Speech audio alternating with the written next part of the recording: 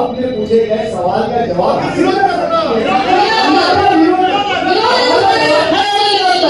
आने के बाद पहले आप मेरे जवाब एक महीना हमारी सूचना भी है और उसका अनुमोदन भी है, हमारी तजवीज़ की मंजूरी भी है।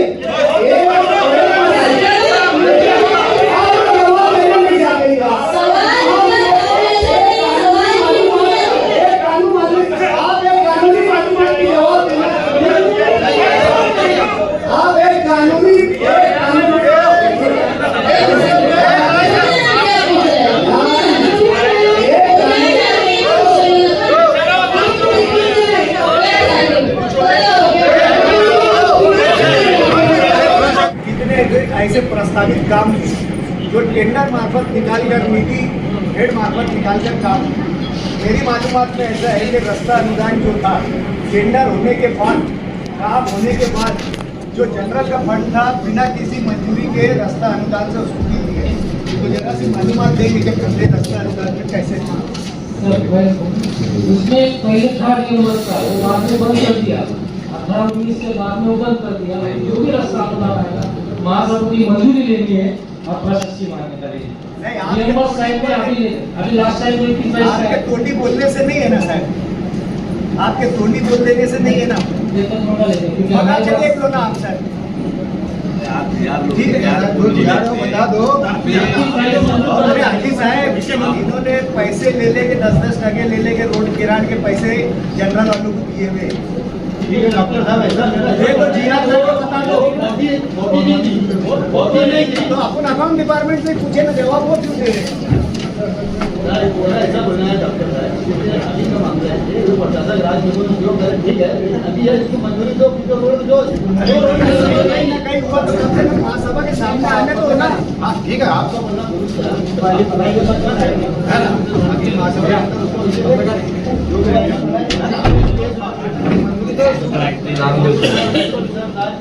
चलिए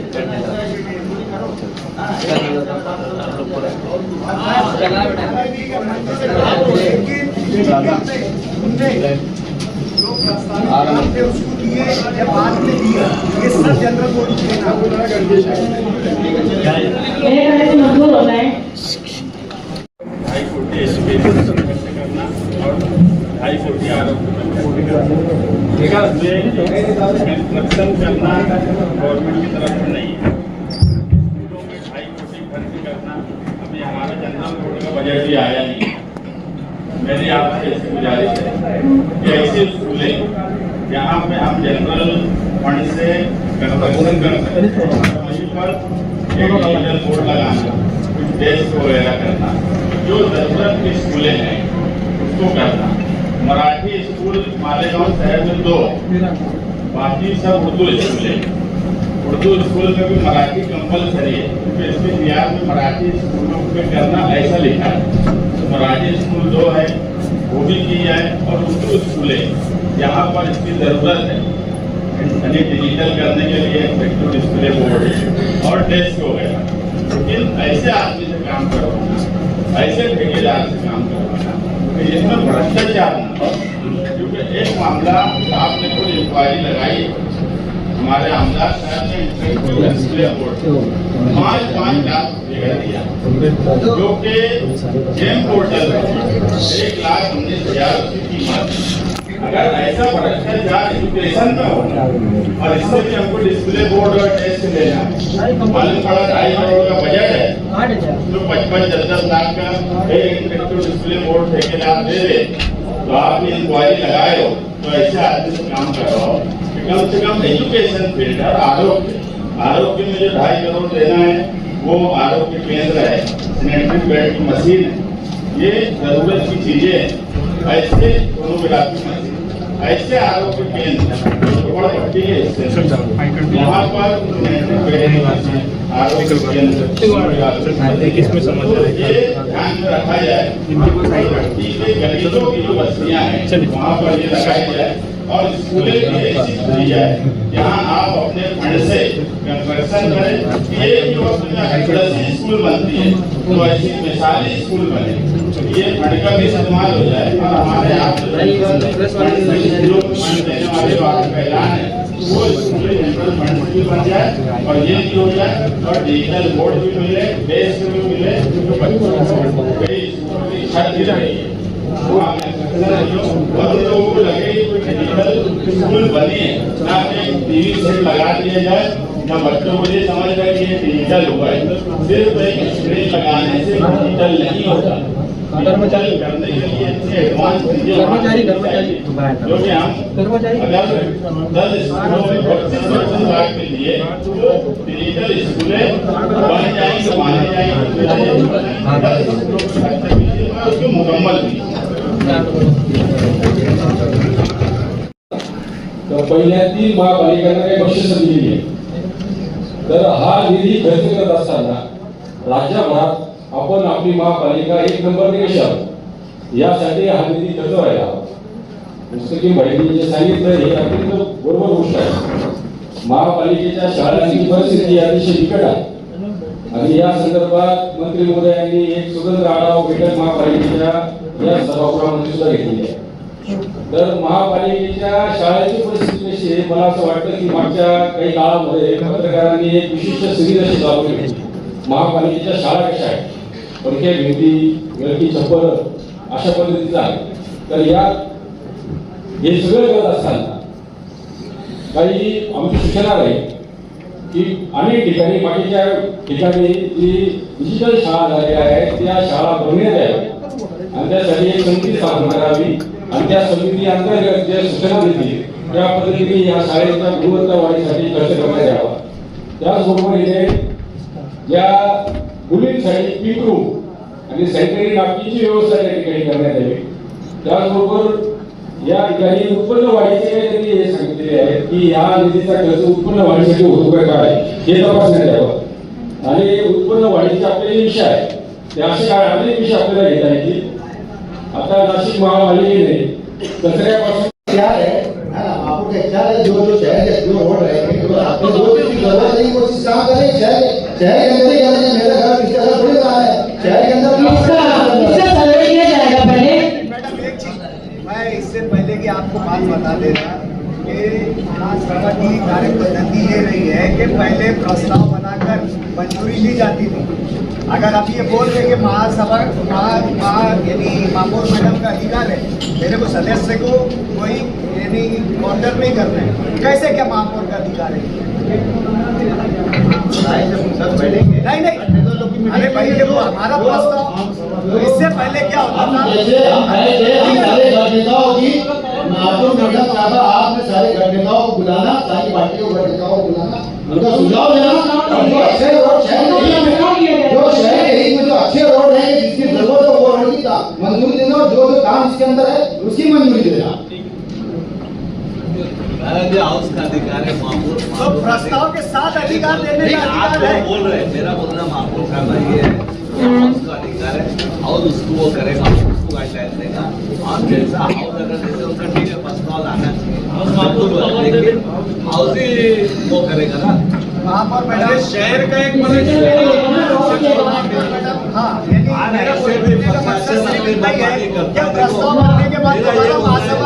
शासन का गाइडलाइन होने के बावजूद भी, शासन का सारा होने के बावजूद भी प्रशासन अपनी मनमानी करता। मैं तो ये भी बोलूंगा, लेकिन इसके ऊपर अगर कभी गौर करेंगे तो हमने पीछे भी देखो, हमने हाउस में पूरा गाइडलाइन करने के बाद भी, लेकिन प्रशासन जिया बोलो या शासन गाइडलाइन बोलो कोई भी अनुदान पे हाउस करने के बाद प्रशासनिक गाइड लेने गवर्नमेंट की गाइडलाइन देने के बाद किया होने के बाद भी ना हमारे अकाउंटेंट्स आए ना हमारे आयुक्त आए, ना उस पर कोई अमल वजह नहीं होती है। ऐसा एक अनेक अनुदान का मैं मिसाल दूंगा। जो गरज का रास्ता होगा उसके ऊपर खर्चा करो और उसकी सहमति के साथ एक कहना है कि प्रस्ताव बनाकर दोबारा हाउस में आना चाहिए। महापौर मैडम आपका अधिकार है, ये 5 करोड़ रुपये में कोई बहुत रोड मालेगांव में बन जाएंगे ऐसा नहीं। अभी इसी महासभा में एक विषय हमारा है आखिर में 100 कोटि का। मेरी आपसे गुजारिश है कि 100 कोटि का प्रस्ताव बनने वाला है, उसमें शहर भर की रोड आने वाली है, डीपी रोड। तो आप सिटी इंजीनियर से सर्वे करा लो और ये 5 करोड़ जो 100 करोड़ वाले काम में ट्रांसफर कर दो। और सिटी इंजीनियर से सर्वे करने के बाद आपका ये अधिकार है महापौर का कि आप उस सर्वे की रिपोर्ट लेकर आप खुद भी सर्वे करेंगे, क्योंकि प्रशासन कितना अच्छा सर्वे करता है ये पूरे हॉल को पता है। और उस रिपोर्ट पे आप सिफारिश करिए कि कौन सी रोड की ज्यादा जरूरत है। वो 100 कोटि के रोड अगर बनेंगे तो वो शहर भर में हर हिस्से में आएंगे, वो अपोजिशन के वार्ड के हिस्से में भी आएंगे रोड। ऐसा तो है नहीं कि हमारा सब वार्ड एक दूसरे से कनेक्टेड है, अपोजिशन वाला भी है। बहुत सी ऐसी रोड है जो इतनी बड़ी है कि हमारे वार्ड से अपोजिशन के वार्ड तक जाती है। तो उस बात का ख्याल रखते हुए इसको 100 कोटि में ट्रांसफर करो, 5 कोटि और एक साथ पूरा प्रस्ताव है। मैं तो बोलना चाहता बर्तन साहब के पूछे ताकि हमारा प्रश्न जो है प्रशासन से, हमारा प्रश्न जो है प्रशासन से, हमारा तो कोई सत्ताधारी पक्ष से है नहीं। हमारा सिर्फ ये बता दो कि खर्चे की मंजूरी देने का इंटरप्रिटेशन क्या है, क्या सिर्फ रकम को मंजूरी देना है कि प्रस्ताव को मंजूरी देना है, ये स्पष्टीकरण देना प्रशासन ने। सर ये प्रस्ताव होने के बाद प्रशस्ति मांगने के लिए अभी ये रकम की मंजूरी दी है, तुम प्रस्ताव में क्या लाने वाले? इसकी मंजूरी तुम दोबारा महासभा से लेंगे क्या? इसका स्पष्टीकरण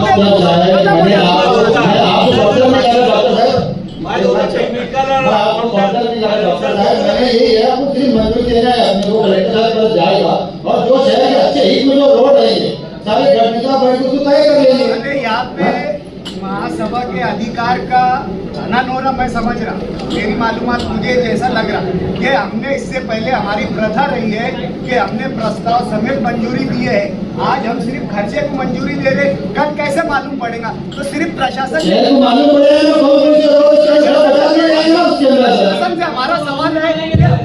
महापौर मैडम, आपके माध्यम से मेरा आयुक्त साहब से सवाल है कि तुम ये क्वेश्चन को कैसे इंटरप्रेट कर रहे हैं, मुझे ये बताओ। महापौर मैडम एक मिनट, मेरे आयुक्त साहब से उत्तर दो ये बात है, गवर्नमेंट ने 5 करोड़ मंजूर करे हैं। ये 5 करोड़ में कौन से काम लेना प्रशासन का अधिकार नहीं है।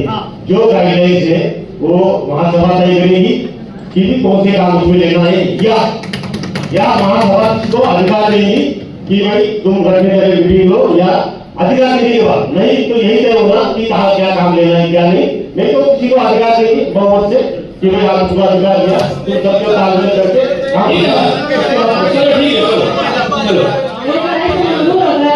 हमारी सूचना ले लो मैडम। इसमें जब भी इसमें कोई प्रस्ताव बनेगा तो हमारे विपक्ष को उसमें शामिल ठीक है ले लो। चलो 100 कोटि में इसको डालना पैसा ऐसा प्रस्ताव के अंदर है। 100 कोटि में जो रास्ते अंदर निकालना 5 कोटि इसमें ट्रांसफर कर दो। एक दूसरे में कैसे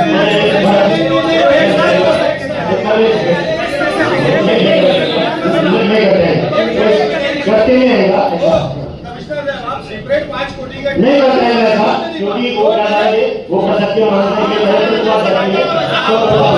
तो उसको ऐसा कर लो कि जो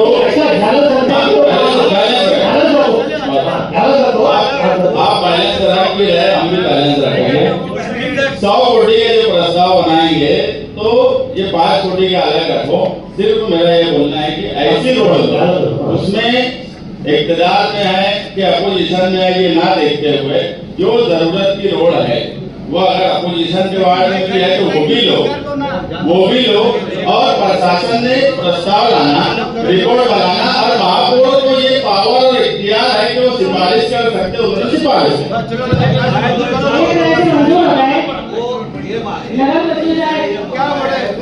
मेरा खास तौर से बार-बार मैं बोल रहा कि इसमें तो मैं उनका अभी मेरा राय मशुरा बर्तन साहब का लोग नहीं मैं अगर बोलना बात समझ रहे, मेरा ये बोलना है जब तो मैंने शासन से तैयार को नहीं मानते, मेरी बात आप समझ रहे, मैं कहाँ से बोलना चाह रहा। तो इसके लिए अगर कभी ये चीज को अगर आप बोलेंगे तो इसका उल्लेख इसके लिए बोल रहा कि उनसे खुलासा कर लो कि बिहार को मानेंगे। मैं इसके लिए बोला साहब, ये बात अगर सदस्यों को नहीं मालूम है, लेकिन मैं आपको ये बोल रहा कि यहाँ पे बिल्कुल शासन के जीआर का, शासन की गाइडलाइन का पूरी धज्जी उड़ा देते। आप एकदम क्लियर बोल रहा, तो इसका आपने खुलासा करना कि हमने करना हाउस के अंदर जाके आने वाली मासों में मैंने क्लियर करना क्या, हमने आने वाली मासों में आपने बोलो तो मैं आपको बोला आने वाली मासों में मैं मेरे लेकर के मेरी यादी के मैं इससे लाता हूँ। कौन सा शासन का जीआर का इसका मत करता प्रशासन? ठीक है, मंजूरी दो। नहीं मालूम है, हेड़ा बनाने का काम करते। अरे हम तो पहले ही बोले कि इन्होंने बिल्कुल हेड़ा बनाने का काम करता प्रशासन। कामों को छोड़, अरे जीआर को नहीं मानता शासन ने क्या क्या ये तो हमारा बोलना है। अपनी मनमानी चलाते, मजदूर कामों को छोड़कर दूसरे टेंडर लाखों करोड़ों रुपये बढ़ाया, ये तो हमारा भी बोलना है। करोड़ों रुपये बढ़ाए। तो इरफान भाई की ये सूचना सूचना दो। पड़ी है। इरफान भाई की सूचना दो। शुक्रिया भाई, शुक्रिया। सूचना मात्रा लगा रखियो सर।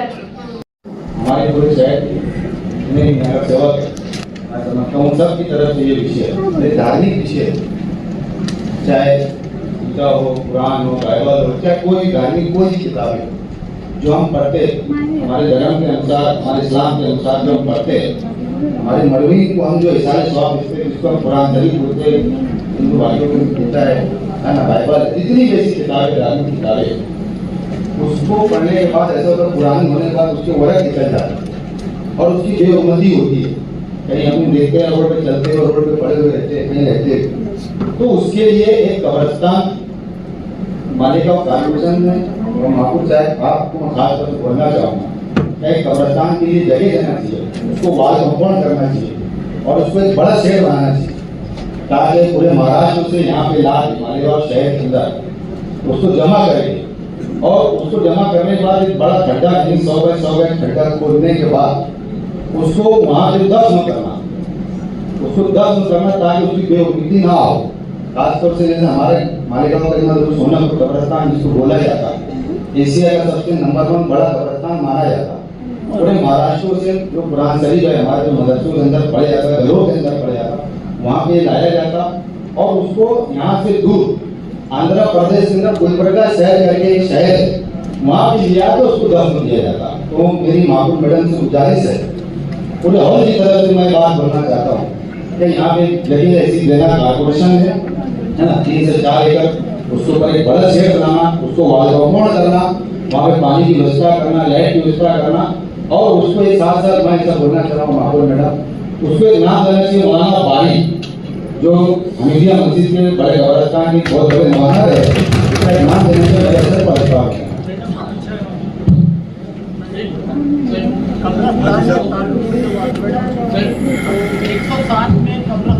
सालों से बन गया है। अभी है इसका विषय है, अभी विषय है उसके बाद विषय में लेके मॅडम हा जो विषय ठेवला आहे 56 साहेबांनी तो खरोखर चांगला आहे, क्योंकि एक धार्मिक गोष्ट आहे। माझी याबरोबर एक अनुभव सांगितली उद्यापासून त्या शहरात जेवढे महापुरुषांचे पुतळे असतात त्यांना जो कंपाऊंड केलं असतं, या महापुरुषांच्या पुतळ्याच्या अवतीभोवती काही जाहिराती लावतात लोक, पण पुतळ्यांचे उत्खनन होते। याच्यात माझी पण सूचना देऊन द्या, याच्यावर ज्या काही कुठे असे आपले जाहिरात करत असतील त्यांच्यावर कठोर कारवाई करावी। तर महापुरुषांच्या पुतळ्याचं उत्खनन आमची माझी आपल्याला विनंती महापुरुष या विषयावर त्याची पण तुम्ही सूचना देऊन घ्यावी ही प्रशासन सोच रहा होगा वाल कंपाउंड करके सेट बना के हमारा काम हो जाता है, लेकिन ऐसा नहीं है। इसलिए कि वहाँ धार्मिक किताब के जो कागज हो गए उसको किस तरीके से वहाँ रखना, उसके लिए कई सारी चीजें वहाँ हमको उसका इंतजाम करना पड़ेगा, रेट देख लेके रखना पड़ेगा। उसके लिए ऐसा है कि कहीं से ऐसा भी होना चाहिए जिसकी वजह से हालात बदले। ये सारे जो अपने तबियत से जो है वो सारी चीजों का बोलना इसलिए हमारा जरूरी है ताकि ये आगे कोई अलग तरफ ना बातें जाए, तो इसके लिए तुमने गाइडलाइन पूरी देना। माहपुर बेटा ऐसा है कि जब वो ऐसा मान के चलो अपने 100 बाय 100 का खड्डा खोदे, कम से कम 10 से 15 फीट या 20 फुट खड्डा रहेगा वो, उसी तरीका उसका तरीकेकार ऐसा है। मैं उस शहर में गया हूँ, गुलबर्गा शहर में गया हूँ, कब्रिस्तान के अंदर मैं जा चुका हूँ। और 2012 के अंदर जब मैं पहली मरतबा नगर सेवक बना था, तो मैंने भी बताया हमारे मरूम मौलाना बारिश साहब थे, उनकी एक तमन्ना थी, ख्वाहिश, वो शहर पूरे शहर से जमा करके वो भेजा करते।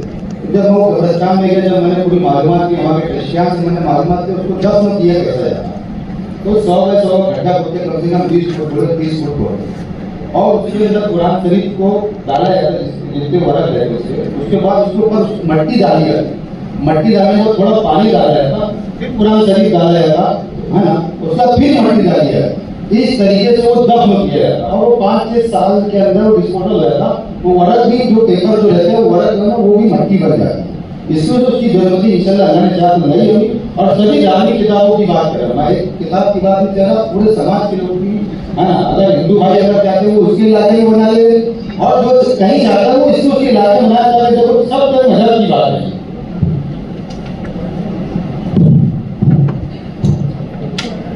खाली अधिकाऱ्यांनी ही सूचना मांडली ती अतिशय राजकीय आहे, धार्मिक विषयाची निगडीत आहे।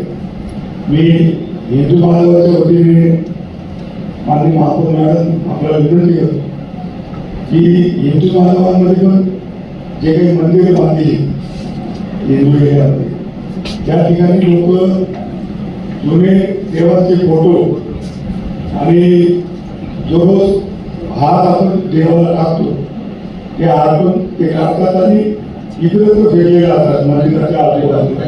तरी आपल्या माध्यमातून प्रशासनाला विनंती केली की त्या जुन्या झालेल्या फोटोंची, त्या पुस्तकाची आणि ते फुल हार ते अर्पण केले जातात त्याची योग्य पद्धतीने विल्हेवाट लावून करण्याची विनंती करतो।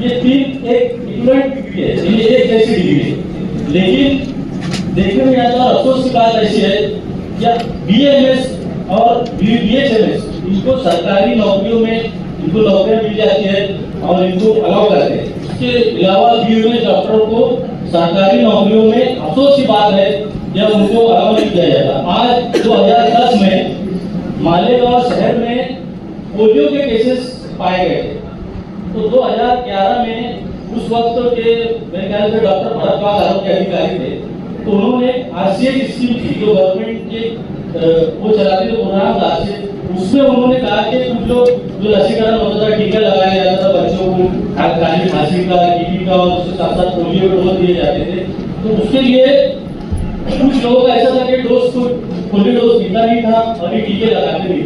तो उस वक्त के डॉक्टर ने ये वो किया कि यहाँ के जो लोकल डॉक्टर है, जो पीएचडी डॉक्टर है, इनकी क्यों ना इनकी खिदमत की जाए।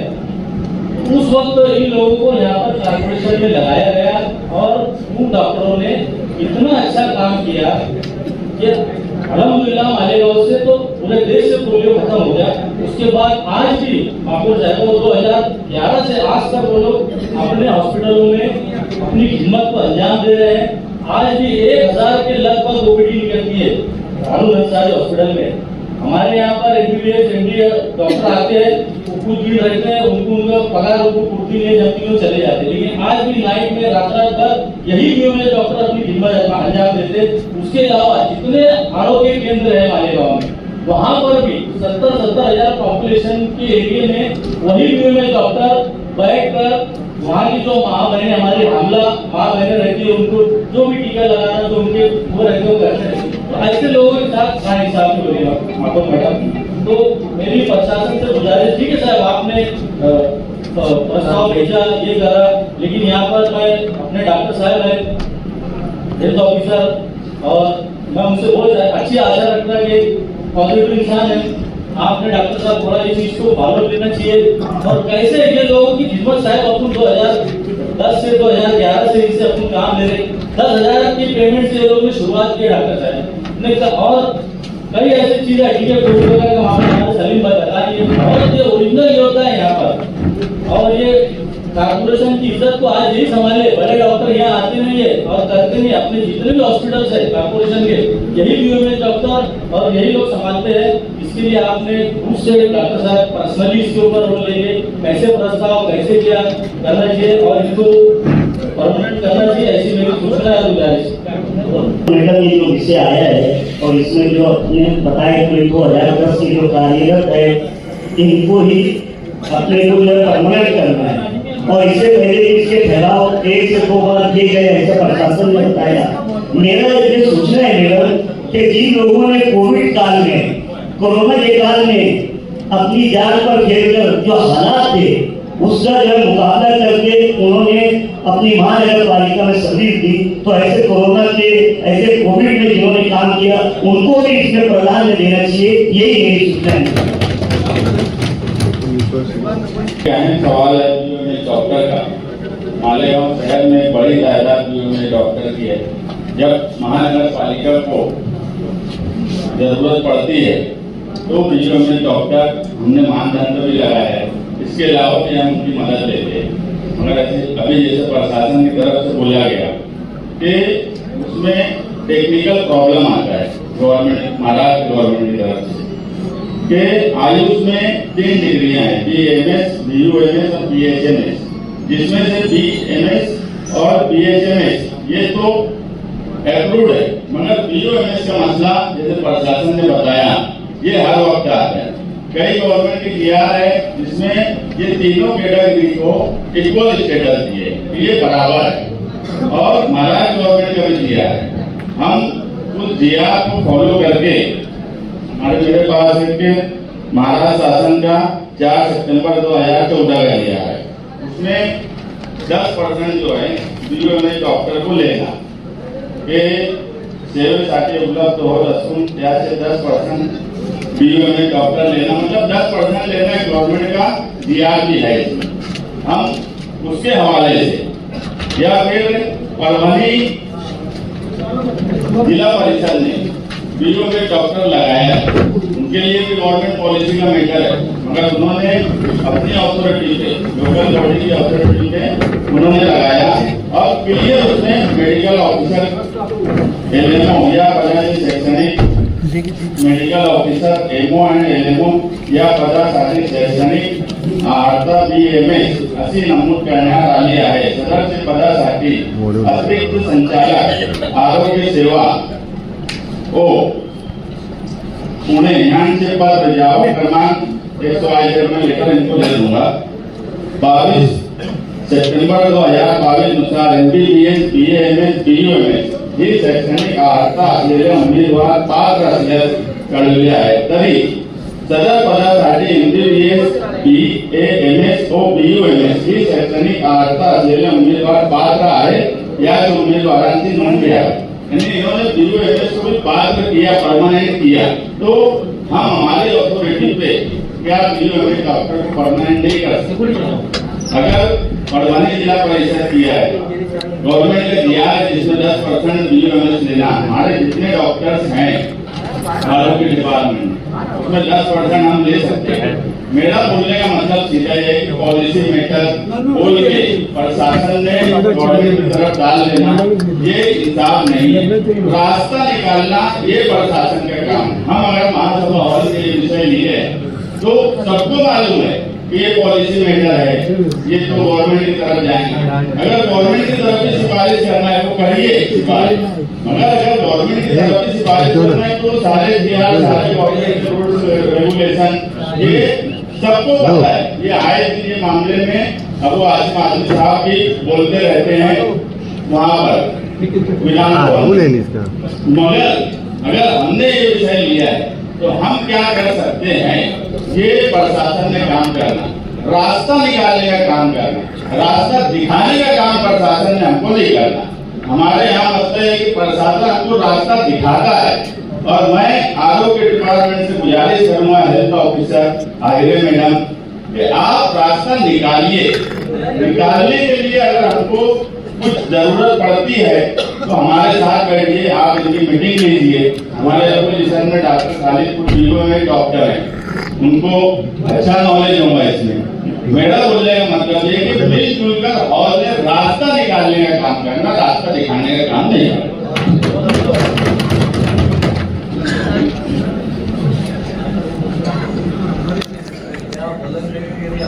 महापौर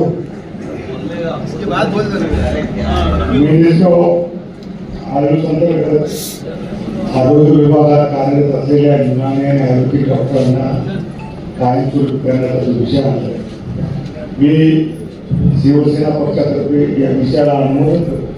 कारण आपला मालेगाव शहराचा आरोग्य विभाग या डॉक्टरांच्या खांद्यावर गेल्या अनेक वर्षापासून चालतो आणि आपल्या शहरातील जनता ही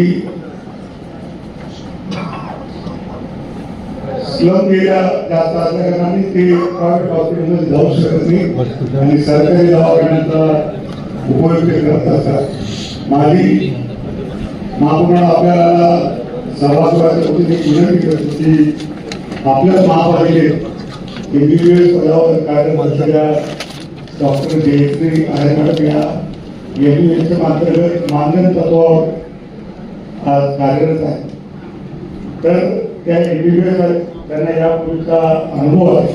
कोविड काळात या सर्व डॉक्टरांनी आपल्या शहरात अतिशय चांगलं काम केलेलं आहे, याबद्दल काही शंका नाही. आणि ज्यावेळी मालेगाव शहरात पावला त्या काळातील आहेत मॅडम त्यावेळेस कार्यरत माझी सभागृहात आणि आपल्याला आपण विनंती असेल की त्याचंही या कायमस्वरूपी सेवेत त्यांना आस्थापन केल्याच्या वाचीची आपल्याला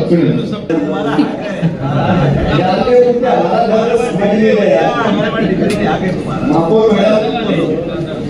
डॉक्टर की इतनी हिम्मत रही कोविड काल में बोलो और लसीकरण मामले में इसमें सब जो हमारे सदस्यों ने तो बोल दिया, और मालेगांव महानगर पालिका ने भी हम उनके आभारी है कि उन्होंने कभी BOMS डॉक्टर से मुझे भाव नहीं की.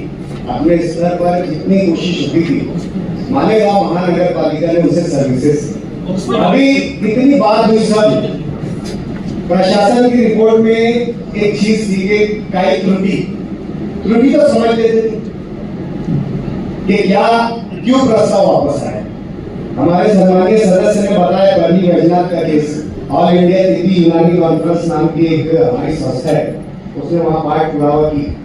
ये सब हाईकोर्ट के सुप्रीम कोर्ट के ऑर्डर्स उसके साथ जुड़े. दे आर इक्विवेलेंट टू जो है MBBS. यहाँ पर पैथी का फर्क आया था. यूनानी पैथी और जो हमारे एलोपैथी सब पैथी जैसे आज BHMS BOMS ये सब इनको आराम मिला हुआ है, इनको रिक्रूटमेंट रजिस्ट्रेशन हुआ है, लेकिन BOMS का नहीं हुआ. BOMS का यही हमारा दुर्भाग्य है कि आज हाल में तो सब नेताओं के नाम लिया गया.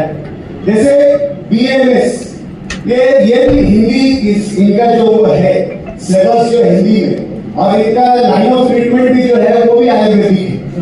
ये मुख्य त्रुटि है इसमें कि ये बोला गया है कि BOMS डॉक्टर्स की जो लाइन ऑफ ट्रीटमेंट है वो जो है आयुर्वेदिक यूनानी, और जबकि BMS की भी लाइन ऑफ ट्रीटमेंट जो है वो आयुर्वेदिक है.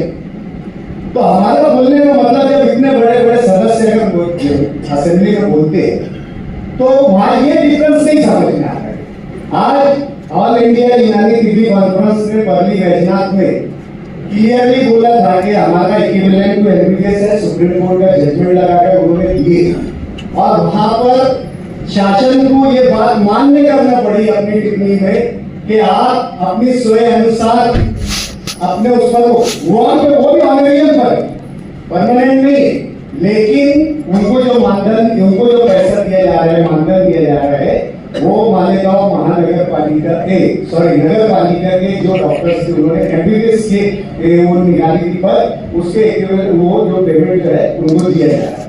तो ऐसा प्रस्ताव जैसे अभी आया है सम्मानीय सदस्य बोले कि आप हमारे स्तर पे करना, तो हमने आज जब होगा शासन की तरफ से त्रुटि क्लियर करके जाएगी. आज MBBS डॉक्टर्स को हम पेमेंट दे रहे हैं, वो BOMS डॉक्टर्स को कम से कम इतना तो उनका दर्द समझ कर आज उसका इतना हल निकाल.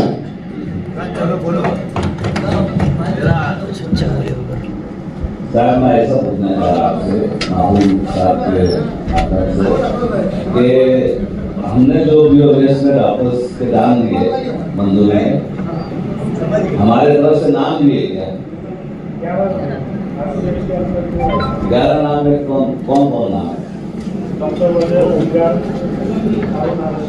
Doctor Mirza Alauddin, doctor Salina Mohammed Ali, doctor Sharina Iqbal Ahmed, doctor Lubna Abdul Samad, doctor Amra Tanveer Shakeel Ahmed, doctor Atifa Tanveer Mukhtar Ahmed, doctor Amir Mudar Mohammed Isa, doctor Akbar Syed Karim, doctor Asiya Kausar Ejaz Ahmed, doctor Shagufta Sada Mohammed Yasin.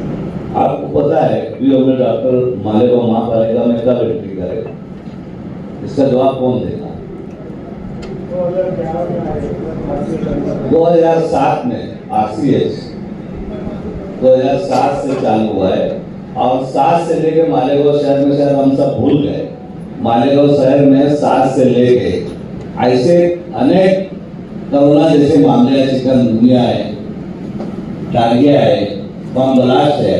और 2007 में डॉक्टर वार हेल्थ ऑफिसर थे यहाँ पे 8 में 7 से 8 से अपॉइंटमेंट किया गया। इसमें 2 जेंट्स थे, 3 लेडीज थे। इन लोगों ने कहीं भी नाम नहीं है बीओएस में, और आज भी तुम्हारे यहाँ कर रहे हो लोग काम। इसकी मालूमात कौन देगा? डॉक्टर लतीफ है, डॉक्टर अनीस है, खालदा मैडम है, फातिमा मैडम है, अकबरी मैडम है। ये 5 लोग जो है हमारे यहाँ पे, ये 5 लोग सबसे पहले मालेगांव महापालिका में 2007-8 से ये बीओएस के लोग जो हमारे एंट्री करे, और आज भी ये लोग खिदमत कर रहे हमारे यहाँ पे, आज भी कर रहे, आज भी ये लोग कर रहे। और ये तो कोरोना जैसे तो आखिर में मैं बता रहा 7 से आज तक उनकी खिदमत है। इनके नाम क्यों नहीं है? क्यों उनके साथ भेदभाव किया गया है? ये तो सब बात के बच्चे हैं, ये सब बात के आने वाले लोग हैं।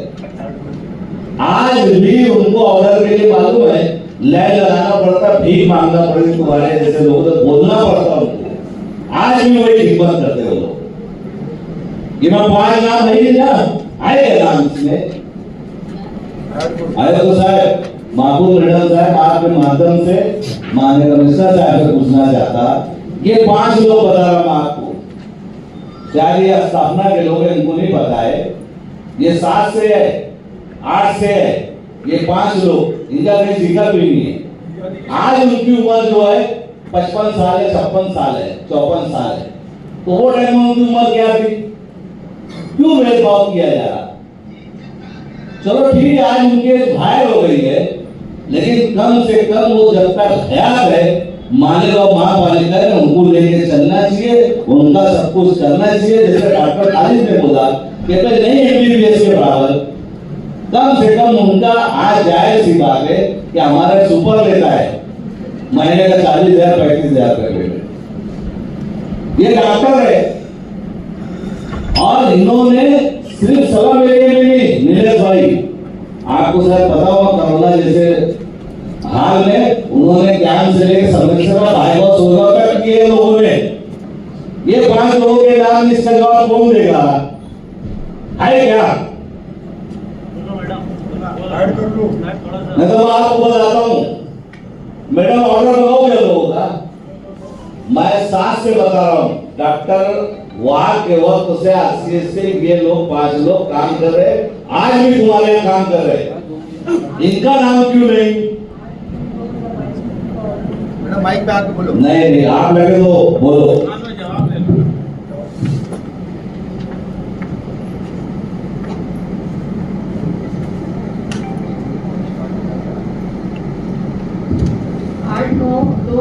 उनको ऑर्डर दी थी और अभी doctor Anees, doctor Sheikh Afreen, doctor Afreen Ali Shah, doctor Ajmal, doctor Shahid Ali और खालिदा, ये अभी आस्था मानन थे 6 साल। मैडम मैं आपको फिर बोल रहा, आप तो हमारे महापालिका में है, तो फिर आपको क्या मालूमात होगी? नहीं, जो तुम्हारे पास वही तो बोल रहा हूँ ना। मैं आपको क्या बता रहा, अरे उनको मालेगांव खिदमत में तुम्हारे हेल्थ ऑफिसर डॉक्टर वाघ ने ये 5 को सर्टिफिकेट दिया है। इनके खिदमत का इनके नाम नहीं है, इनके नाम ऐड नहीं है। बात नहीं है। अगर जायज सी बात है, ये चीज मेरा अपना बोलना प्रशासन से ये है कि यार ठीक है, आप मैं तो मुबारकबाद दे रहा हूँ। जैसे अभी भी इससे पहले भी जो लोग लड़के आ रहे इसके ताल्लुक से, बीओएस के ताल्लुक से, तो मैं आज बोलना चाहता कि जो लोगों ने 7 और 8 से खिदमत कर रहे, तो इनका क्यों नहीं? आज भी ड्यूटी करने के लिए मैडम आपके यहाँ मैं जो नाम ले लो, हमारे गाँव हमारे यहाँ पे मालेगांव महापालिका में एमबीबीएस 2 डॉक्टर थे, डॉक्टर उसनुद्दीन, डॉक्टर गफ्फार, ये एमबीबीएस डॉक्टर 2 थे हमारे यहाँ पे। जलाल जो थे वो भी ओएस के शायद मेरे अंदाज से, ये 2 एमबीबीएस थे, ये 7 आए 5 डॉक्टरों ने पूरे शहर में, मैं बता रहा शायद सिकंदर बोल रहे हैं, कमला बोल रहे हैं, मैं कितनी बीमारियों का सामना करे, कई प्रोफेशन जो लोगों ने सामना की शहर भर में, उनके नाम नहीं है इसमें। या अगर आपने नहीं दिया होगा ना, तुमने नहीं दिया शासन तरफ, ठीक है, आज उनके इतना बोल रहा 55-56 है, 57 है, लेकिन वो उनके लिए महापालिका ने अलग से करना चाहिए था। मेरे कोई लगते नहीं है, मेरे कोई ब्लड प्रेशर नहीं है, लेकिन मैंने देखा हूं ना, मैं मालेगांव महापालिका में 96 से हूं, मैं भी इतना समझता हूं, जानता हूं।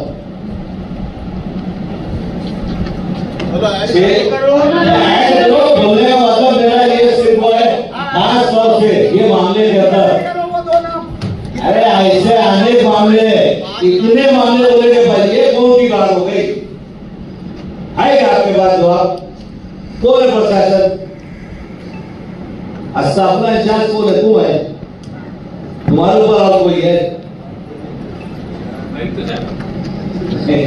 तौसीफ साहब है, तौसीफ साहब को आया तो साहब है,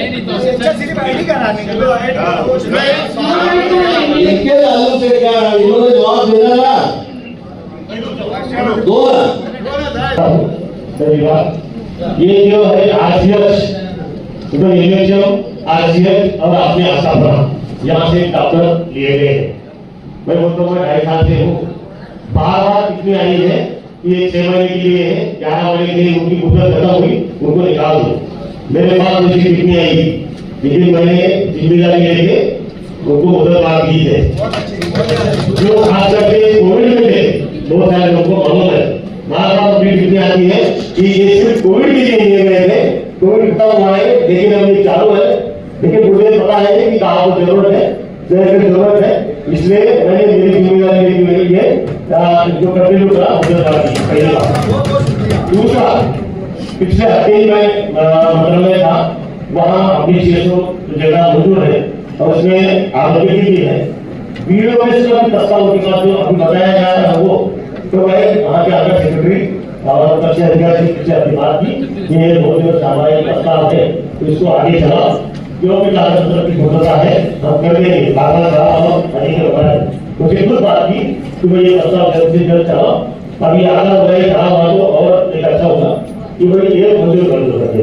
उसके पहले 10 दिन पहले हमारे आपको मालूम है हेल्थ सेक्रेटरी ने अपनी मीटिंग ली थी उसी में, उसमें मैंने कहा कि मालेगांव एक अलग शहर है, गरीब शहर है, मुस्लिम आबादी ज्यादा है और हॉस्पिटल की कमी है। हमारे हॉस्पिटल जो है, एक तो हॉस्पिटल चालू है, एक तो के काम चालू है, वो भी पूरे हो जा रहे हैं। हमारे यहाँ इंफ्रास्ट्रक्चर और स्टाफ की बहुत कमी है। आप इसीलिए हालत दूसरे लोगों का आपने बहुत तरह सुन लिया, अपना नंबर आदमी था जो मैंने आपको बताया है, तो मैंने एकदम आपसे बोल दिया कि मालेगांव के लिए कुछ अलग करना चाहिए। एक तो आप यहाँ विजिट करो या हमारे मीटिंग उधर हेल्थ सेक्रेटरी के वहाँ है, तो उन्होंने सभी डायरेक्शन दिए जो है अलग अलग बीमारियों में कि आप मालेगांव का वहाँ मीटिंग रखो और जो भी जरूरतें हैं मालेगांव की वो पूरी करो। तो जल्द से जल्द वो टीम आने वाली है कि जो स्टाफ है, जो है जिसकी मंजूरी है वो जल्द से जल्द हो जाएगी। कहाँ से आया करते हैं ये भारत सरकार को डॉक्टर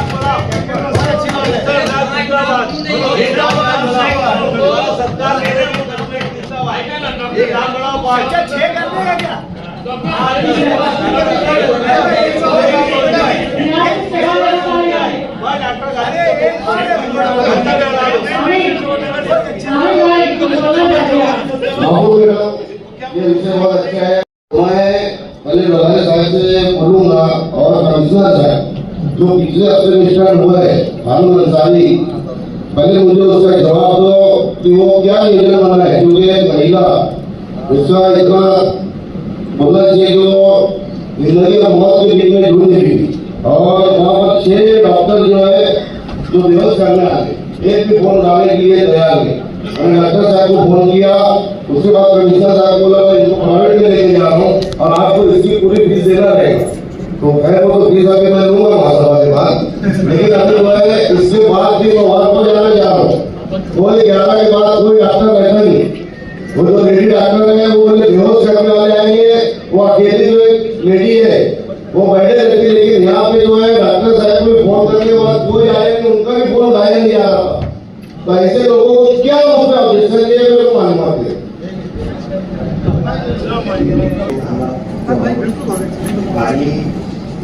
आपली डॉक्टरची संख्या स्पेशलिस्ट डॉक्टर बीएमएस आहे, आपण आपली कॉर्पोरेशन बीएमएस वरती चालवतो जे आपला विषय करण्यात आला। आपल्याला डॉक्टरांना ड्युट्या डॉक्टर 3 रोजचे आम्ही आकडेवारी देतो की मागच्या वर्षी 1 वर्षामध्ये आपल्याकडे 2,34,000 पेशंट हर माणसं केले, त्याच्यामध्ये 23,570 पेशंट आपण ऍडमिट केले, त्याच्यामध्ये जवळजवळ 1,445 आपण नॉर्मल डिलिव्हरी केली आणि 536 सीझर आपण आपल्याकडे फार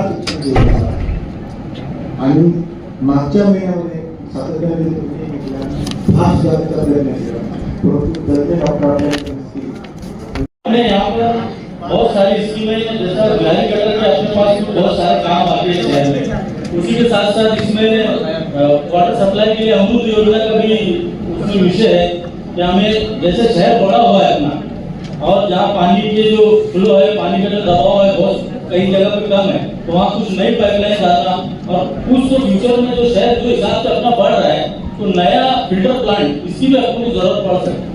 ऐसा प्रशासन की तरफ से विषय आया। उसी के साथ साथ पिछली महासभा में हमने फ्लावर ब्रिज वगैरह के लिए मंजूरी दी है। उसी के साथ साथ 100 करोड़ के करीब मालेगांव शहर के जो मुख्य रास्ते जो डीपी रोड है उसको बनाना है। इसके लिए हमें फंड अवेलेबल चाहिए, जिसमें गवर्नमेंट की कुछ स्कीम है जिसमें अपना भी शेयर है, जो भी शेयर अपना। पहले ऐसा था कि गवर्नमेंट पैसा भेज देती थी और फिर अपने एक्स्ट्रा डालना पड़ता। अब ऐसा नहीं, अभी हमने पहले अपने पैसा डालना है पोर्टल पे तो स्कीम में मंजूर होगी। ऐसे ना सर कितना इसका अपना कितना है 30% नई स्कीम आई है 15% नई स्कीम आई है उसमें थोड़ा ये है, उसमें टोटल 30% है, उसमें शेयर कुछ डालेगा तो अपना 15% हो जाएगा। एक ही स्कीम है वो, बाकी 15% अपना और 15% तो महाराष्ट्र गवर्नमेंट का ना, वो स्कीम नई स्कीम है ना, ये स्कीम है जो तो ऐसा क्लियर कर तो ये स्कीम मालेगांव शहर में हमें तो बहुत जरूरत है। ये सब कामों की शहर को डेवलप भी करना है, शहर के हित के लिए काम है। तो मेरी गुजारिश है कि जो भी बैंक से आप उसमें, हमारी तो स्थिति ऐसी है कि आप पैसा दे नहीं सकते, तो इनके गोशारे में इससे लोन लेना चाहिए। तो लोन अगर तुमको लेना है तो आप देखो कम दर पर कम ब्याज पर कौन बैंक हमें लोन देती है, उससे लोन लो। और मेरी एक ऐसी सूचना है इसमें, क्या हम गवर्नमेंट को इसमें कमीशन है, क्या हम गवर्नमेंट को इसमें गारंटर बना सकते हैं क्या? जो बैंक से हम अगर लोन ले रहे हैं, देखो फ्यूचर में भी हमारी स्थिति शायद ऐसी है कि हम ये लोन अदा कर सकते हैं, तो क्या हम गवर्नमेंट को गारंटर बना सकते हैं क्या? अगर बना सकते होंगे तो ये लोन लेने में गवर्नमेंट को गारंटर बनाना, आगे अगर हम नहीं भर पाए तो आगे गवर्नमेंट ये लोन हमारा भर के देना। बस अगर होता है तो मेरी सूचना है कि ये जो प्रस्ताव आया है इसको मंजूर करना चाहिए, ऑफिशियल जो प्रस्ताव है इसको मंजूरी देना, ऐसी मेरी सूचना। मैडम मैं आपके माध्यम से बहुत जगह है, मैं ऐसा बोल रहा अपने सिटी इंजीनियर साहब कि यहाँ पर अपना शेयर देने की बात आ रही। अभी 16 फाइनेंस का अपने को नया जो भी गाइडलाइंस आई होगी या जीआर आया होगा, उसके अनुसार हम ये टाइप के या मैग्नीट्यूड के काम में वो निधि का वापस कर सकते हैं जो हमने शेयर डाले। हाँ वही विषय, अगर अपने को कर्ज न लोन लेते हुए वो अपने अगर 16 फाइनेंस के डायरेक्शन में आ रहा है कि ये टाइप के काम में अपन वो वहाँ शेयर दे सकते, तो ऐसा हमारा मन है कि 16 फाइनेंस से पैसा दे सकते हैं।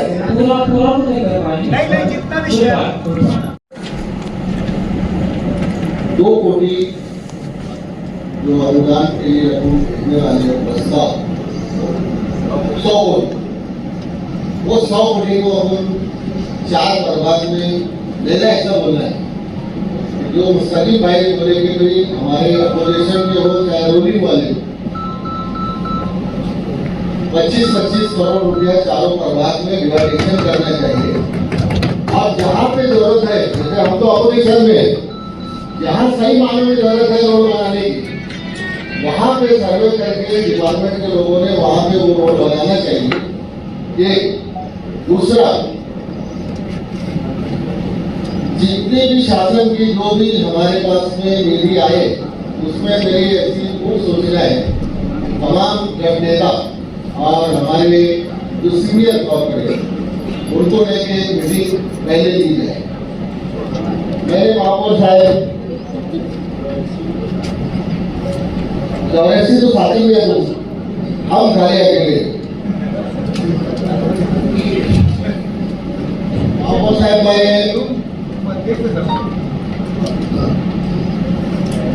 अपने समाजवादी पार्टी निहाल अहमद के ऑफिस के पास से लेकर एटीटी हाई स्कूल तक, एटीटी हाई स्कूल से लेके अम्बेडकर ब्रिज, अम्बेडकर पुतले, बाबा साहेब अम्बेडकर का पुतला, और बाबा साहेब अम्बेडकर पुतले से लेके शिवाजी महाराज का पुतला इतना खराब हो चुका है।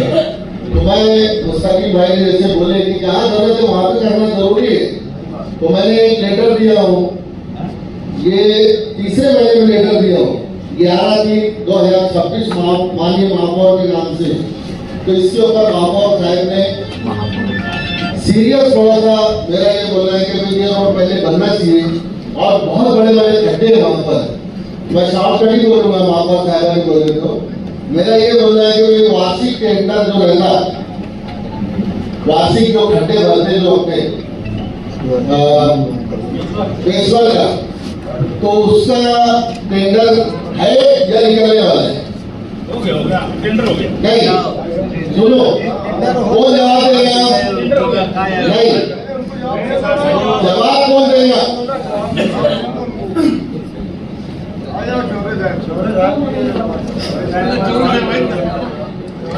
चौड़े साहब उत्तर दे कहीं नहीं जगह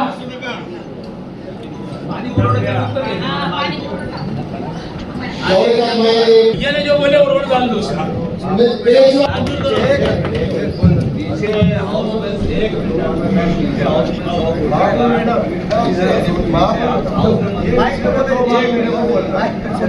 सौ कोटी की मंजूरी दी थी पीछे, यानी मेरे अंदाज से पास करो।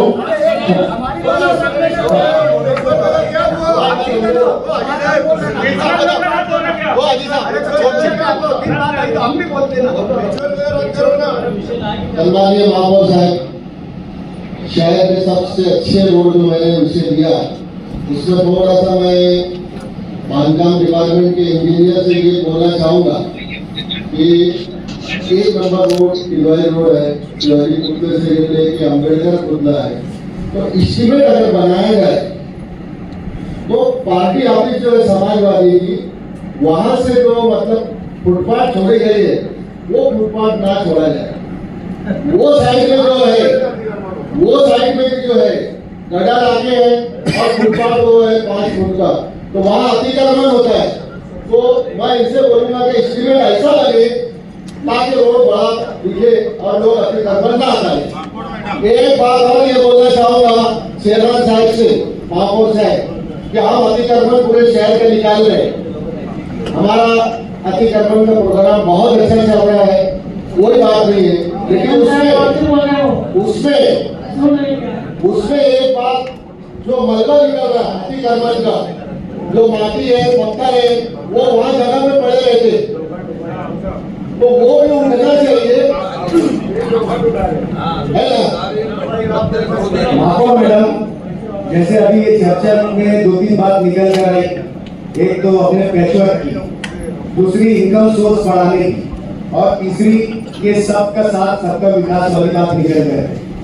मैं ये बोल रहा कि जहाँ ऐसी की बात आ रही तो प्रैक्टिकली वो चीज कर लो ना, इस पर समिति गठित कर लो, समिति गठित करके विपक्ष के सदस्य को ले लो, गठ नेता को ले लो, ज्येष्ठ सदस्य को ले लो। और दूसरी बात, जहाँ इनकम सोर्स की बात है तो इनकम सोर्स के लिए हमें हमारी मालूमात में ऐसे आ रही कि कॉर्पोरेशन के कुछ प्राइम लोकेशन पर बीओटी के तत्व पर जो है वहां पर हम टेंडर निकाले, तो एक कंपैरेटिव स्टेटमेंट बनाओ कि बीओटी तत्व पर देने से हमको ज्यादा फायदा है कि हम खुद उसको विकसित करेंगे तो ज्यादा फायदा है। कॉर्पोरेशन अगर अपने लेवल पर कोई कॉम्प्लेक्स बनाए तो उसके क्या डिपॉजिट भी, हेवी डिपॉजिट भी आएगा, और जो है भाड़े तत्व पर उसका कैलकुलेशन कर लो कि महानगर पालिका को बीओटी तत्व पर देने में फायदा है या अपने आप में अपने खुद बनाकर उसको जो है शहरियान को देना चाहिए ये।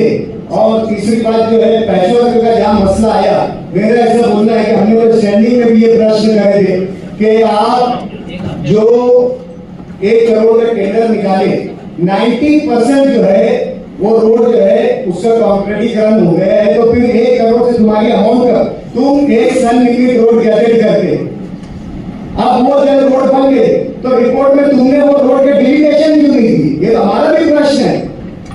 आज अगर हमारे पास जो टेंडर रद्द नहीं करते हुए अगर आप नए रोड गैजेट करेंगे तो नए रोड में जो पुराने रोड जिनका कॉन्क्रीटीकरण होगा उसका पैचवर्क उसको डिलीट कर दो, और जो बचे हुए हैं उसकी क्वांटिटी उसको करके उसको मिनिमाइज कर दो।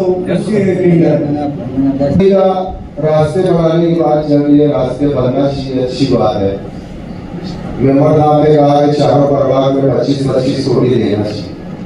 मेरा ये बोलना है कि प्रशासन काल में जो रोड बनी है या उससे पहले बनी है, आरएमसी रोड बनी है, उसकी कब तक मुद्दत रहती ठेकेदार से कि अगर वो रोड खराब हुआ तो उसको बना करके देना, नहीं तो ये जो नीति आ रही जो रोड अभी बने हैं खराब हो गए हैं शहर में इतने रोड, तो क्या वो रोड वापस उनको बनाया जाएगा या जिसने वो रोड खराब बनाया ठेकेदार ने उसको बिना किस्त किया जाएगा या वो ठेकेदार से काम नहीं कराया जाएगा?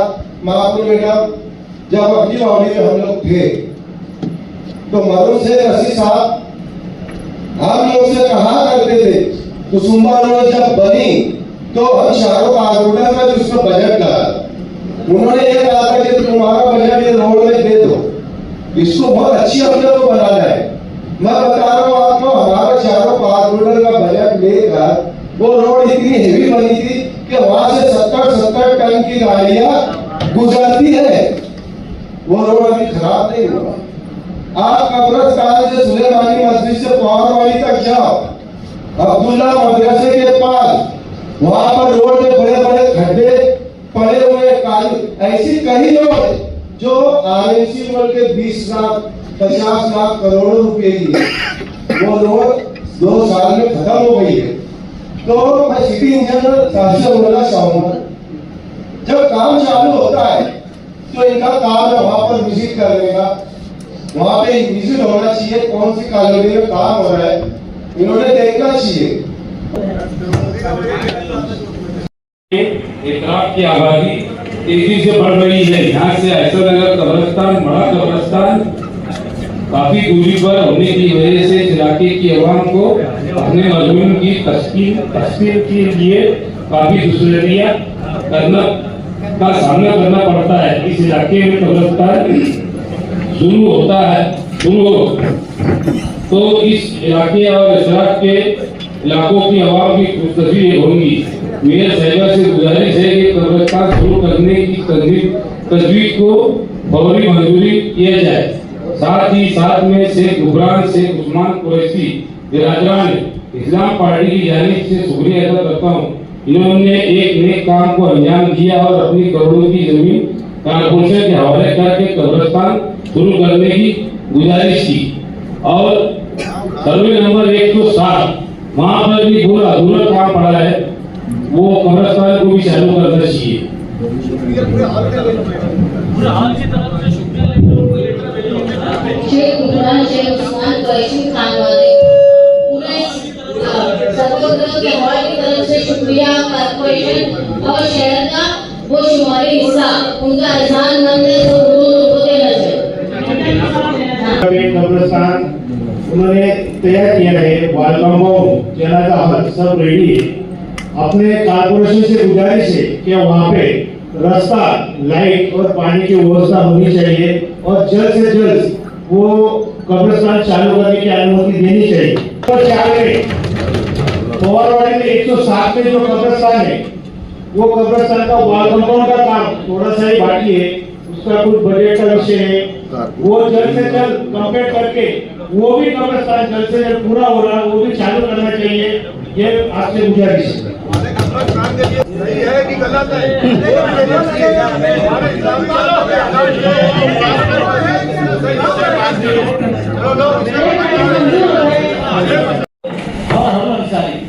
और आज मैं ये जवाहर हॉस्पिटल का नाम लिया हूँ तो मैं खास तौर से हमारे लीडर मरहूम शेख रशीद साहब को याद करना चाहूँगा। ये चारों हॉस्पिटल ये उन्हीं की मेहनतों का नतीजा है, उन्हीं की वजह है कि आज वहाँ पर लोग फायदा उठा रहे। तो मैं इसी के जरिए अल्लाह उनकी मग़फ़िरत करे।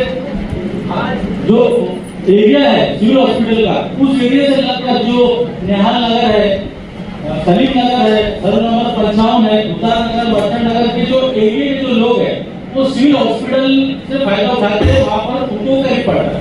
उसी तरीके से हमारा वाडी हॉस्पिटल जो एक खूबसूरत बिल्डिंग अभी बन के तैयार है, करीब वो शुरू होने वाले, वहाँ से रविवार वार्ड के लोग ईदगाह झोपड़पट्टी और 1 किलो वहाँ से फायदा उठाते हैं। उसी के साथ साथ अली अकबर हॉस्पिटल वो भी बढ़ रहा है, वहाँ पर भी डेपू है, गांधी नगर है, रौनकाबाद है, आसपास के एरिया के लोग वो हॉस्पिटल से फायदा उठाए। और बीच में हमारा हारून अंसारी हॉस्पिटल शुरू है, वहाँ पर भी जाफर नगर, गोल्डन नगर, नई बस्ती वगैरह इतना के एरिया के लोग वहाँ पर फायदा उठाए। जो हमारा एरिया है शुमाली हिस्सा, जो आयशा नगर, रहना और भी बहुत सारे इतना के एरिया है, तो वहाँ पर ऐसा हॉस्पिटल माहौल साहिबा नहीं है। हमारे उधर के गरीब लोगों को बहुत दूर वहाँ जाना पड़ता है। इसके लिए मेरी ऐसी सूचना है माहौल साहिबा, ये जो हॉस्पिटल है 30 बेड का, जो दयाने में एक जगह है गट नंबर 208 मस्जिद कुरैशा के बाजू में, इस जगह पर यह हॉस्पिटल बनाया जाए। ये हॉस्पिटल अगर वहाँ बनता है, ये हॉस्पिटल मालेगांव दयाना श्री रोड से अगर ये हॉस्पिटल वहाँ कामिल होता है तो इसका फायदा आयशा नगर, तंजीम नगर, बिस्मिल्लाह नगर, सदर नंबर 65 सोनिया कॉलोनी और उसी के साथ साथ नूर नगर और भी जो इतराफ के जाने के यहाँ तक के दरेगांव, देवी का मल्ला, ऐसे बहुत सारे एरियो में हॉस्पिटल कवर करेगा। और मैं तमाम ही लोगों का खास तौर से माहौल साहिबा आपका, डिप्टी मेयर साहिबा का, कमिश्नर साहब का और सेकुलर फ्रंट के जो तमाम ही हमारे लीडर है, मुस्तकिल डिग्निटी साहब, एजाज शेख साहब, अली राजी साहब, इन तमाम ही लोगों का मेरी एरिया के आवाम की ओर से और वहाँ के जितने कारपोरेटर है उनकी ओर से मैं तमाम आप लोगों का शुक्रिया अदा करूँगा। और उसी के साथ साथ ये सभागृह से जितने तमाम पार्टी के लोग हैं, सभी पार्टी के जिम्मेदारों का भी मैं शुक्रिया अदा करूँगा। सबसे गुजारिश करता हूँ कि आप एक राय से ये विषय को मंजूर करें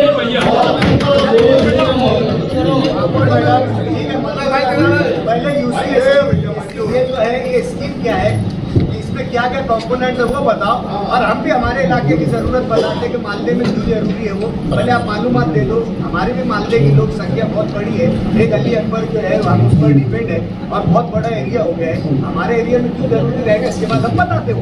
मालूमात तो दे दो, अरे मालूमात तो दे दो।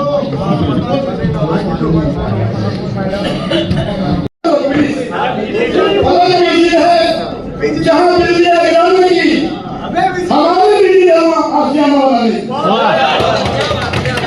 महबूब साहब वार्ड नंबर 3 एक ग्रामीण भाग है, वार्ड नंबर 3 एक ग्रामीण भाग है, वार्ड नंबर 2 एक ग्रामीण भाग है। हमारा वार्ड होगा 75% दादा दूसरे साहब की असेंबली हल्के में आता है और 25% वार्ड हमारा बालेगांव सेंट्रल में और नगर में 56 महीने 56 महीने और डॉक्टर साहब 56 महीने हुए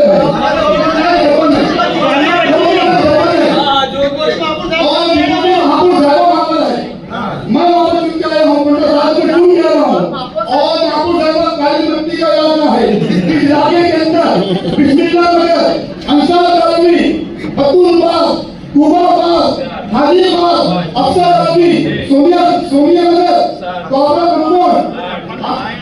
कंपोन, नूर नगर, हाजीपुरा, फिरोजाबाद, संजीव नगर, ऐसे 56 महीने और ठाकुर साहब गरीब बस्ती होने की वजह से हमारी माँ बहनों को विरोधी कल्याण में बहुत तकलीफ का सामना करना पड़ता है। माँ को हमारी माँ बहनों को खंडा में लिया पड़ता है तो खाने के अंदर और वहाँ पर बहुत तकलीफ का सामना करना पड़ता है। खाना वही बनना चाहिए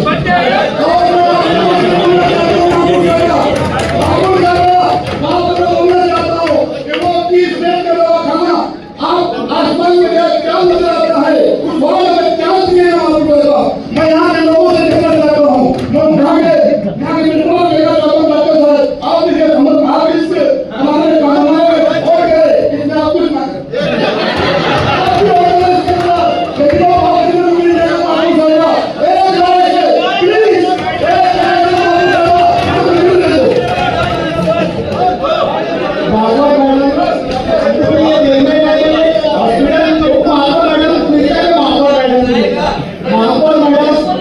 हम यहाँ पर सुझाव है, हाँ हम यहाँ पर सुझाव है जैसा इन्होंने फसीलत बताई कि हमारा भी ग्रामीण इलाका है। अरे 57 भी नहीं भैया, हाँ बस उसके बाद तो फिर मैं पहले नहीं बचता 11,000 खाने में भी फैसिलिटी करेगा ये, तो फिर उसके बाद तो कोई दूसरा इलाका नहीं बचता। मेरा बोलने का मतलब ये है कि अभी जो है हमने जो है माइनॉरिटी से दयाने में 5.5 करोड़ का हॉस्पिटल हमारा रेडी हो जाएगा, कुछ ही दिनों में हो जाएगा, वहाँ पर सब कुछ आ चुका है। मालदा का इलाका ये नई बस्ती है, बहुत ज्यादा बड़ा है, अब ऐसा समझ लो मालदा दरेगांव ये जो है अटैच हो गया। तो मेरा ऐसा बोलना है कि 15 बेड का कर लो, 15 बेड का इधर कर लो और 15 बेड उधर कर लो। नहीं इसमें हमारी अगर ये वो सुनना है और अगर नहीं तो हमारी अलग से मालदा में दे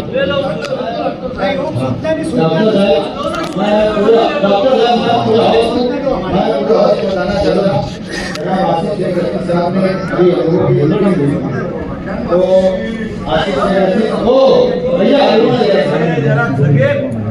तो आसिफ साहब इस्लाम पार्टी के तमाम नगर सेवक, समाजवादी के नगर सेवक और कांग्रेस के नगर सेवक तमाम हम बैठे थे। बातचीत तय हुई थी कि मालदा आप बता तो 100 भाड़े उस बार जो आबादी जिस तरीके से बढ़ रही है, तो अल्लाह ने चाहा आप लोगों को उस कपड़े शहर के लोगों को मिली वहाँ पे 5 करोड़ का इंशाल्लाह बहुत बेहतर है हॉस्पिटल बना के साहब के नाम से उसकी देख रेख ना होने से हमारे सभागृह नेता, मैं खुद, हमारे वार्ड के कारपोरेटर और मैडम आप दोनों की कल जो है हमने वहां पर विजिट किया। ये जो विषय है ये विषय 30/4/2026 यानी मीटिंग से 6 रोज पहले ये विषय की जो है मूलभूत सुविधा या पायाभूत सुविधा देने के लिए आयुक्त कार्यालय का विषय है और ये योजना कब से चल रही है? 2009 से मंजूर हुई है, 2017 को बंद हो गई और 2017 में वहां कई लोगों को हमने शिफ्ट कर दिया। जब से चल रही है आज ये विषय आया कि हमको जो है पायाभूत सुविधा देना चाहिए आयुक्त कार्यालय से। ये केवल हम 15 रोज से वहां पर जा रहे थे, आप लोगों की विजिट करवाया और विजिट कराने के बाद वहां की जो हालत देखी हमने, इसलिए ये विषय को यहाँ पर लाया गया। हमको बच्चों का है ये नहीं बताया कि उसमें शिक्षक पैसे कितने हैं, उसका इंटरेस्ट कितना है, अभी वो चीज पर कोई बात नहीं है। सबसे पहली बात तो मैडम ये थी कि हम शहर में अतिक्रमण हटाना चाहते हैं, टीपी रोड जो है खुलना चाहिए। अगर हम जहाँ पर लोगों को शिफ्ट कर रहे हैं, अगर वो जगह पर हम मूलभूत सुविधा नहीं दे रहे हैं, तो क्या हम इधर के अच्छे मालेगांव की बात कर सकते हैं? नहीं कर सकते हैं, क्योंकि पहले वो सुविधा हम अगर वहाँ देते तो हम लोगों को वहाँ शिफ्ट करते थे। मेरा सीधे आरोप है, ये स्कीम को पूरे तरीके से जो है फेल किया गया। सिटी इंजीनियर साहब ने स्कीम पर ध्यान नहीं दिया। आज वहाँ मूलभूत सुविधा की ये स्थिति है, न वहाँ हॉस्पिटल है, न स्कूल है, न लाइट है, न अंडरग्राउंड ड्रेनेज से पानी सही आता है, न सिटी बस है। ये पोजीशन, हम उसके बाद अच्छे मालेगांव की बात करते हैं, हम जीपी रोड को उठाने की बात करते हैं। अरे जहाँ पर हमको शिफ्ट करते हैं, पहले वहाँ की व्यवस्था देख लो। ये 6 रोज पहले ये विषय को लाया गया, 6 रोज पहले, ये 8-7 दिन विषय में कभी बात नहीं हुई क्या? 6 रोज पहले ये विषय को ला करके पाया कुछ सुविधा देना चाहिए, मगर परिस्थिति ऐसी है मैडम कि वहाँ पर जो लोग रह रहे हैं उनकी हालत जाकर के देख लो आप, उनकी हालत आप और हम कर गए थे, उनकी हालत ऐसी है मैडम कि साथ चलना मसलियत भी है, मजबूरी भी है। साथ चलना मसलियत भी है, मजबूरी भी है। रास्ता तो काटना है, हम सब देख सकते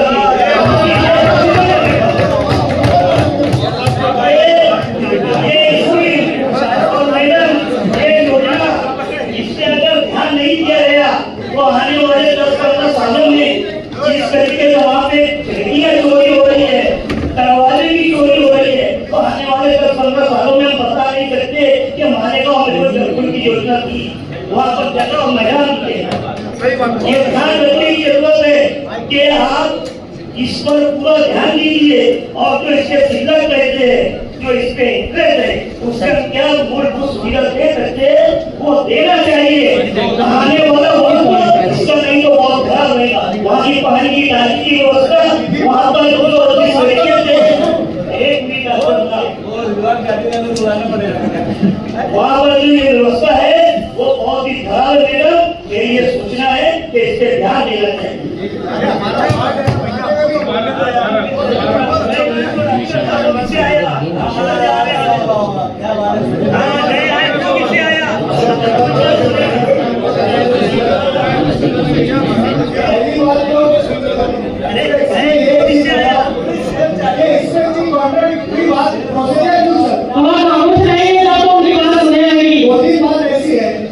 पिछली महासभा में एक विषय आया हमारे सम्मानीय सदस्य की तरफ से, उसका स्ट्रक्चरल ऑडिट।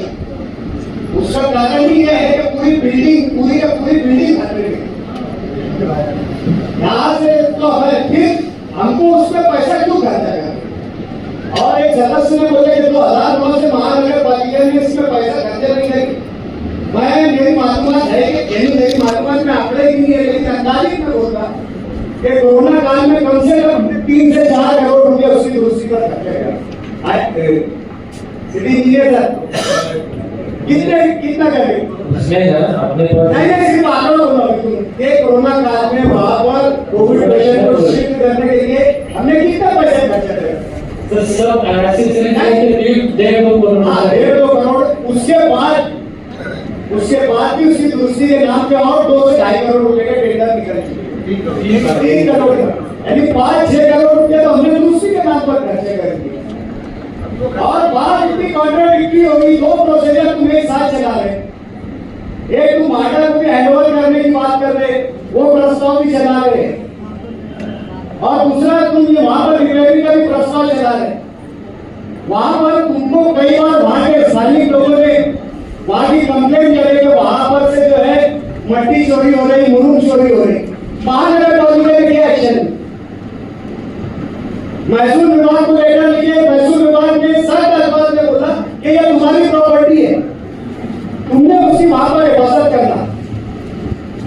हमारे तरफ से कम 10 कंप्लेंट पुलिस स्टेशन में हो चुकी है कि फैन चोरी हो गया, बिल्डिंग चोरी, खिड़की चोरी हो गई, बेड और कोई दूसरी चीजें चोरी। उसका हमने क्या प्रिकॉशन करें? क्या करें? हमने 10 साल देने चाहिए। 10 कंप्लेंट के बाद कोई एक भी चौकीदार देने क्या होगा? जवाब दे देना अच्छा, जवाब करेंगे।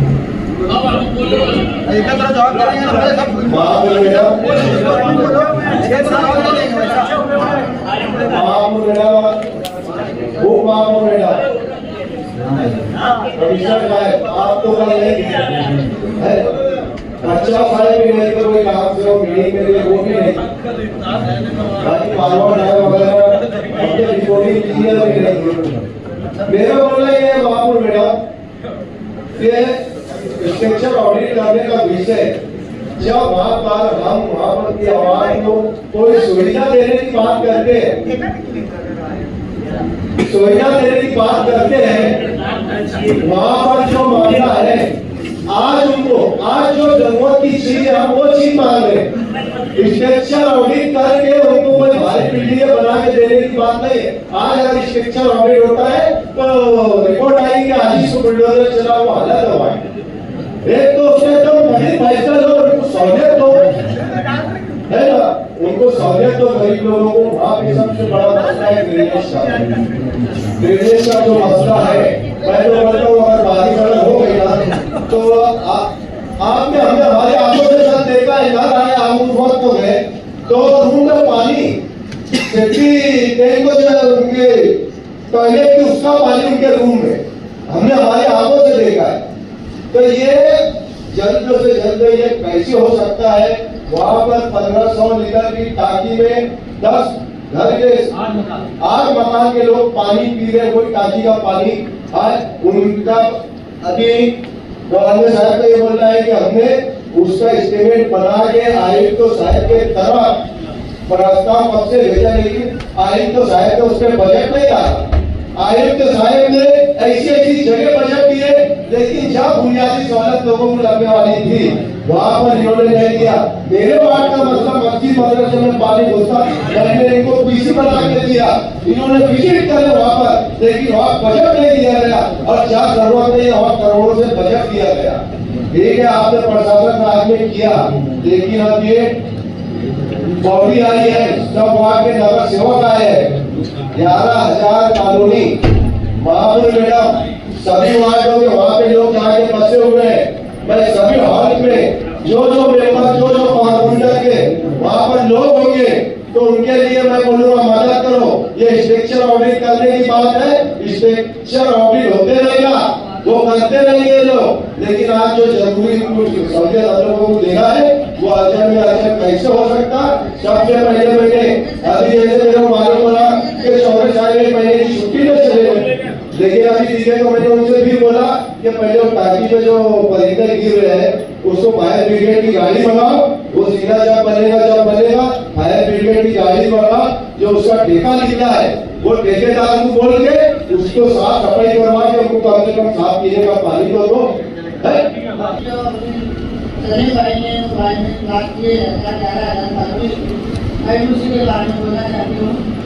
गंदगी वहाँ पे गंदगी है, आप लोग गए देखे ना, गंदगी में अपन लोग है कितने मच्छर, कितनी बात, कितनी गंदगी है, इतने गरीब लोगों की हालत इतनी खराब है, क्या करा जाए वहाँ? इतनी पानी की रात भरी है वहाँ पे, पानी नल में इतना गंदा पानी आ रहा है कि हम लोग पी नहीं पा रहे। काम होना चाहिए, अगर बारिश से पहले कि बारिश में लोगों को ज्यादा तकलीफ है, इसको बताइए गरीब है, बैंक के काम को जाके ज्यादा की रिलीफ करते, इतने गरीब हमारे खुद रिश्तेदार वहाँ पे जाके बसते और हमारे पड़ोसी है सब, उसी के बारे में आपसे बात कर रहा हूँ। अमली तौर पर काम करने की जरूरत है। मैं महासभा वालों को बता दूं कि आसिफ शेख साहब और आयुष साहब मुंबई में इस मामले में बातचीत करने के लिए कि हम कैसे काम कर सकते हैं, और स्ट्रक्चर ऑडिट करना इसलिए जरूरी है कि स्ट्रक्चर ऑडिट सिर्फ बिल्डिंग का करने की बात नहीं है, स्ट्रक्चर ऑडिट इंफ्रास्ट्रक्चर जो जरूरत है उसका करने की जरूरत है, बिल्डिंग का करने की जरूरत है। और पिछली ही महासभा में इंजीनियर साहब ने बताया कि 26 बसेस हमारी मंजूर हो गई है, उसके लिए चार्जिंग पॉइंट, वो इलेक्ट्रिक कार है, उसके लिए चार्जिंग पॉइंट का भी नियोजन कर दिया गया है। तो कहीं ना कहीं अब ये बात तो दिख रही है, पीछे क्या हुआ उस पर अगर हम जाएंगे तो आगे क्या करना है उस पर नहीं जा पाएंगे। आगे उन लोगों को कैसे सुविधा दी जाए और मालेगांव के लोगों का भरोसा कैसे बैठे कि लोग वहाँ शिफ्ट होना शुरू हो। आज अगर हम किसी को बोलते हैं कि 11,000 कॉलोनी में जाना है तो वो फौरन इनकार करता। इसलिए जल्द से जल्द स्ट्रक्चर ऑडिट का करिए और ये ठहराव से खास तौर से मैं आयुष साहब से गुजारिश करूंगा कि उन्होंने जल्द से जल्द शासन से मंजूरी लाकर एक बड़ा पैसा है 2 करोड़ 5 करोड़ ऊँट के मुंह में जीरे की तरह वहाँ काम होता है, उससे कोई मतलब ही नहीं है। अगर अच्छे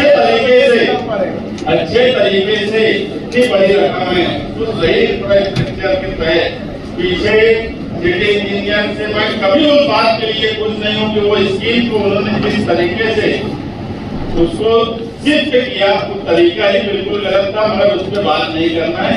मुझे अब ये बोलना है कि खास तौर से इंजीनियर और सिटी इंजीनियर ने उस पैसे का अगर आयुष साहब मंजूरी लेके आते हैं तो ऐसा कोई नियोजन बनाए कि लोगों को सही मानों में, अगर हम लोग आप बैठे हैं, अगर हम ईमानदारी से अमली तौर पर कोशिश कर रहे हैं तो प्रशासन का भी काम है कि वो ईमानदारी से मेहनत से उन लोगों के लिए काम करे और उनको ऐसी सुविधा दे कि आगे से लोग खुद हमको बोले कि 11,000 कॉलोनी में हमको जाना है। ऐसे हालात हमें मिलकर पैदा करने सबकी सहमति से मंजूर होता है मुझे। अगला इसकी आसपास के लोगों को मंजूरी लेना जरूरी है क्या?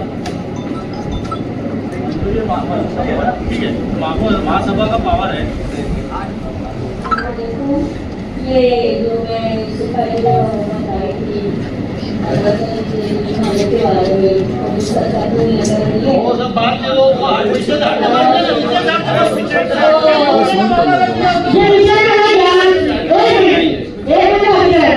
विषय है ये वो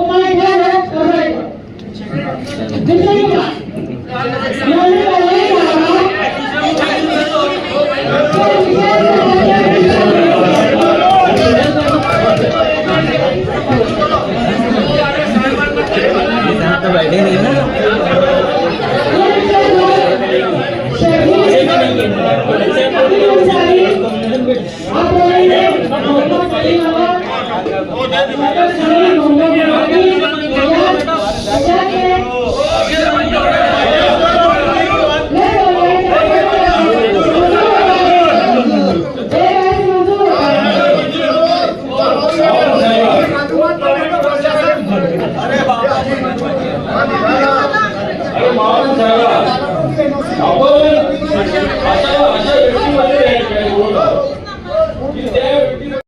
हमारे विरोध में सूचना वाले मगर उन्होंने भी खुलकर दिल से हिमायत की, मगर साथ छुपते भी नहीं, नजर आते भी नहीं। इस तरह की बात करना ये बराबर बात नहीं। अगर निहाल साहब का 99वां गौरव दिवस के तौर पर कोई जगह पर एजुकेशनल हब के लिए महासभा में प्रस्ताव आया है तो निहाल साहब के मामले में एकदम साफ पॉलिसी क्लियर होता, या तो निहाल साहब के साथ में है या निहाल साहब के खिलाफ है। मैं कहता हूँ उनकी जिंदगी भी और बहुत साफ वो बोलते भी, जिस तरीके से उनकी जिंदगी साफ खिलाफ में रहो या साफ साथ में रहो, इस तरह की पॉलिसी निहाल साहब के नाम पर जवाब मांगा जा रहा है। एजुकेशनल हब बनाने की वहां पर बात है, जो हिमायत के लोगों का ये तरीका है, ये बिल्कुल गलत तरीका है। मेरा साफ बोलना है, मुखालफत करना है मुखालफत करो, वोटिंग करवाना है वोटिंग करवा लो, इतराज नहीं है। अगर जिस तरीके से बात की जा रही है वो कहीं ना कहीं गैर मुनासिब बात है और ये तरीका बराबर नहीं है। महासभा को ये इख्तियार है कि वो निहाल साहब का नाम वहाँ पर दे, बनाने की बात मंजूर करे। अगर कोई और कराना चाहेगा इसको और करवा ले, सूचना ले गया, मगर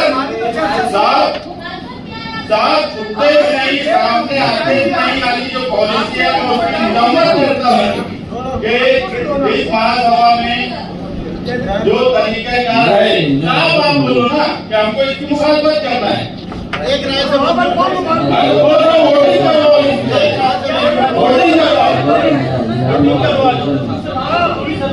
देखो बयान सबके लिए एक आदरणीय नेता है, यहाँ पर बैठा हुआ हर शख्स उनकी इज्जत करता है और करता है। ना हमको ये विषय से विरोध है, ना ये कुछ प्रस्ताव आया उससे भी। हम न्यायालय हमने कुछ वक्त काम किया, न्यायालय में साहब ने हमको सिखाया कि अपने हाथ से लिए जाओ। हम इस चीज की बात बोल रहे हैं कि एक खातून काउंसलर को ये चाहती है कि मैंने कोई सवाल किया है तो मुझे उसका इत्मीनान बख्श जवाब मिले। आप एकदम साफ ये नोटिस में ले लो कि इस विषय की मैं मुखालफत नहीं करता, इसमें अगर इस सूचना को हम सूचना भी यानी ये अनुमोदन भी देते और हमारा तो क्या सूचना भी हमारी है, लेकिन ये हमारा हक है, ये हमारा हक है। सदस्य का हक है, ये सदस्य का हक है, ये कानूनी मालूमात है, ये सदस्य का कानूनी हक है कि उसका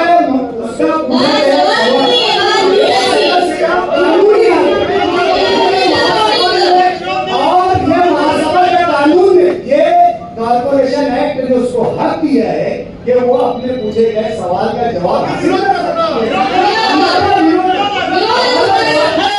जवाब आने के बाद पहले आप मेरे जवाब एक महीना उसके समझो हमारी सूचना भी है और उसको अनुमोदन भी है, हमारी तजवीज की मंजूरी भी है।